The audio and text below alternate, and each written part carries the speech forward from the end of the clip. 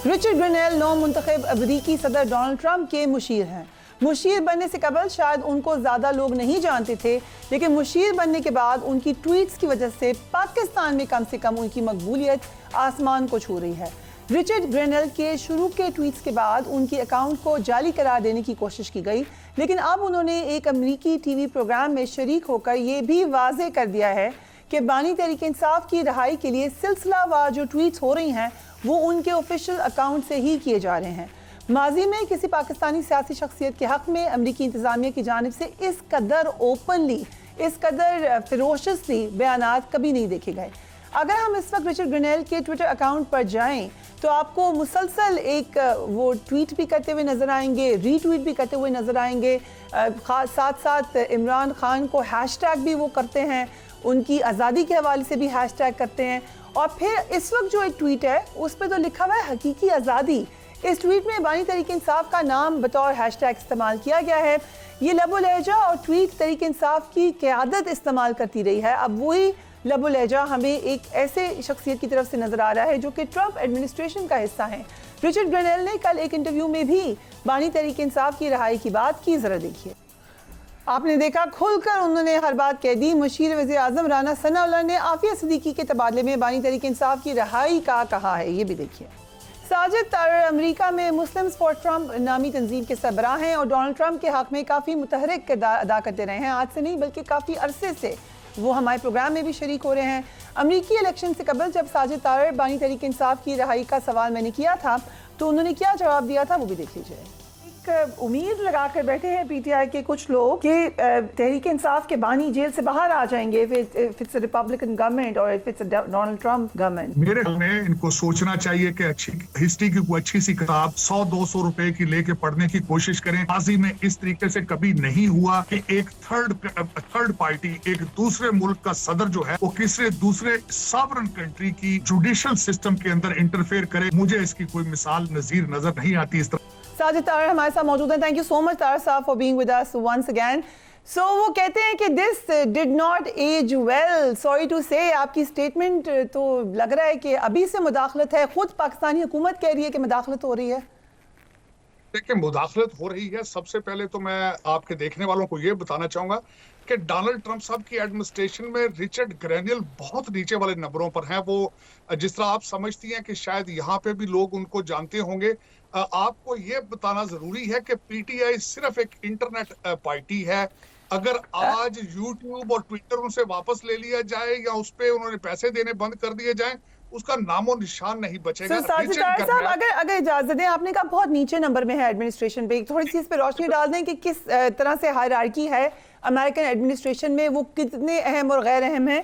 दूसरा, Donald Trump ने खुद ट्वीट की उनको अपॉइंट करते हुए, और एक पूरा एक पलंदा था तारीफों का, वो क्यों था? नहीं, पलंदा नहीं। देखें, मैं देखना ये होगा कि अमेरिका की फॉरेन पॉलिसी पे उनका कितना इम्पैक्ट होगा। ठीक है। आइदर वो डायरेक्ट एनएसए हैं, आइदर वो सेक्रेटरी ऑफ स्टेट हैं, और जो उनको डेजिग्नेशन दिया गया है उसमें वेनेजुएला और नॉर्थ कोरिया स्पेसिफिकली कहा गया है। और दूसरा, 3 साल उनकी कोई मोहब्बत नहीं जागी खान साहब के लिए। ये एक 15-20 दिन के अंदर पता नहीं क्या, या तो किसी लॉबी फर्म के साथ अटैच हैं वो, या फिर उनका क्या पर्सनल इंटरेस्ट है। खान साहब के साथ दोस्तियों की इतनी तारीफें, हकीकी आजादी 3 साल सोई रही है। पहले मुझे इस बात की समझ नहीं आई पहले कि उन्होंने आज तक पहले लब कुछ नहीं क्यों नहीं की, लेकिन चले कोई नहीं, ये अकेले नहीं है। यहाँ पे एक हम अगर इसको रिविजिट कर लें, उन्होंने एक ट्वीट की थी अपॉइंट होने से पहले, उसके बाद पाकिस्तान के एक लीडिंग टेलीविजन ने उनके हवाले से, की ज़ाती ज़िंदगी के हवाले से एक हेडलाइन लगाई। शुरू में ये लगा जैसे वो उसके रिएक्शन में ट्वीट कर रहे हैं। क्या ये उन्होंने पर्सनल अदावत में ये बातें की हैं या ये कोई प्लान्ड, जैसे आपने कहा, एक लॉबी का हिस्सा है? आपका क्या ओपिनियन है? मेरे ख्याल में जो आपके एक टीवी चैनल ने उनके बारे में जो हम जिन्स परस्ती का एक उसको एक जिस तरह हेडलाइन लगाई, उसके रिटेलिएशन में मेरे ख्याल में अब वो जिद में आ चुके हैं कि ये it was a personal attack on him और उसके अब वो बदला ले रहे हैं। मेरे ख्याल में तो यही है। लेकिन अगर देखा जाए तो रिचर्ड ग्रेनेल साहब से भी मेरी गुजारिश ये है कि 2018 की हिस्ट्री देख लें, उस्मान बुजदार और मैडम गोगी और कुछ और चीजें देखें कि किस किस्म के लीडर थे खान साहब और किस तरीके से लाए गए थे। इसीलिए तो आपसे उन्होंने पूछ रहे हैं तार साहब, आपका तो ज्यादा ताल्लुक है, आप तो इजीली उनको कॉल करके पूछ सकते हैं। आपने किसी से पूछा उनके आसपास लोगों से कि उनका अकाउंट इस वक्त एक पीटीआई के सपोर्टर का अकाउंट क्यों लग रहा है? देखिए, मेरे ख्याल में ये उनका एक जाती इशू है। अभी तक वो एडमिनिस्ट्रेशन में नहीं आए। ये पर्सनल लेवल पर वो ट्वीट कर रहे हैं। ट्वीट किसी के लिए करना एक पर्सनल सी एक चीज होती है, लेकिन इस वक्त अगर बट ही देखा स्टिल जाए an appointed member of administration. Donald Trump उस पे एक्शन ले सकते हैं। और इसमें एक जगह मैंने सुना कि किसी ने कहा कि फुटप्रिंट डोनाल्ड ट्रंप की ट्वीटिंग का है, वो भी ऐसे ही ट्वीट करते हैं बार बार। सो ये भी हो सकता है वो उनकी मर्जी से कर रहे हो। नहीं, मेरे ख्याल में नहीं है। यहाँ तक दिस इज डोनाल्ड ट्रंप साहब के पास सिर्फ 24 महीने हैं अपना मैंडेट डिलीवर करने के लिए। और दूसरा एक आपको बात, ये आपके देखने वालों को बताना चाहूंगा कि ये 6-7 कंट्रीज के बारे में, जिस तरह पनामा के बारे में, ग्रीनलैंड के बारे में और इंडिया और कनाडा और मैक्सिको और दूसरे ममालिक के बारे में जो उनका आप देख रही हैं, तो इससे ये अंदाजा लगाना चाहिए कि उनका कितना हैवी मैंडेट है। और सिर्फ 24 महीने हैं। 24 महीने के बाद फिर कांग्रेस के इलेक्शन होंगे। अगर मैंडेट डिलीवर ना कर पाए तो यहाँ से सफाया हो जाएगा रिपब्लिकन पार्टी का, और उसमें कहीं भी इमरान खान का नाम नहीं होगा। उनको यहाँ 21 मिलियन इलीगल इमिग्रेंट्स तो आपको ये लग रहा है, आपका ये अंदाजा है कि ये सिर्फ एक पर्सनल वेंडेटा है, इसका कोई असर नहीं होगा ट्रंप एडमिनिस्ट्रेशन पर या उनके एक्शन पर?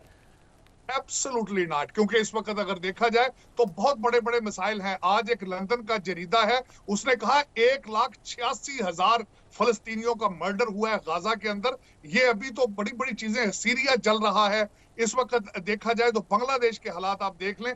और आप ये दर हकीकत मैंने बताया है, ये यूट्यूब और ट्विटर और बच्चों को गर्म रखने का अच्छा बहाना है। और मेरे ख्याल में this is the speciality of PTI. But it's not PTI, इसीलिए ये क्वेश्चन हम कर रहे हैं। बाइडेन एडमिनिस्ट्रेशन ने जाते जाते पाकिस्तान के मिसाइल प्रोग्राम के हवाले से कुछ पाबंदियां आयद करनी कुछ इदारों पर। ये बिलवास्ता इजराइल की डिमांड है या कुछ और मशरिक वुस्ता की सूरत हाल के तनाजुर में किया? क्यों किया है उन्होंने ऐसे? मेरे ख्याल में जो मेरा अंदाजा है, एक तो उसमें चाइना को, क्योंकि उस मिसाइल के अंदर बेलारूस और चाइना की टेक्नोलॉजी है। और दूसरा जो उस वस्ती एशिया के अंदर इस वक्त जो सीरिया में है, ग्रेटर इजराइल का जो एक ख्वाब सामने आ रहा है। ये सारा जो मेरे ख्याल में डीप स्टेट जो उसका पहले ही प्लान था, पाकिस्तान का मिसाइल सिस्टम और पाकिस्तान का atomic assets, it is part of the deep state planning. उसके अंदर I don't think it's nothing to do with Donald Trump. ये जुवेल, सॉरी टू से, आपकी स्टेटमेंट तो लग रहा है कि अभी से मुदाखलत है। खुद पाकिस्तानी हुकूमत कह रही है कि मुदाखलत हो रही है। देखिए, मुदाखलत हो रही है। सबसे पहले तो मैं आपके देखने वालों को ये बताना चाहूंगा कि डोनाल्ड ट्रंप साहब की एडमिनिस्ट्रेशन में रिचर्ड ग्रैनियल बहुत नीचे वाले नंबरों पर हैं। वो जिस तरह आप समझती हैं कि शायद यहाँ पे भी लोग उनको जानते होंगे। आपको ये बताना जरूरी है कि पीटीआई सिर्फ एक इंटरनेट पार्टी है। अगर आज यूट्यूब और ट्विटर उनसे वापस ले लिया जाए या उस पर उन्होंने पैसे देने बंद कर दिए जाए, उसका नामो निशान नहीं बचेगा।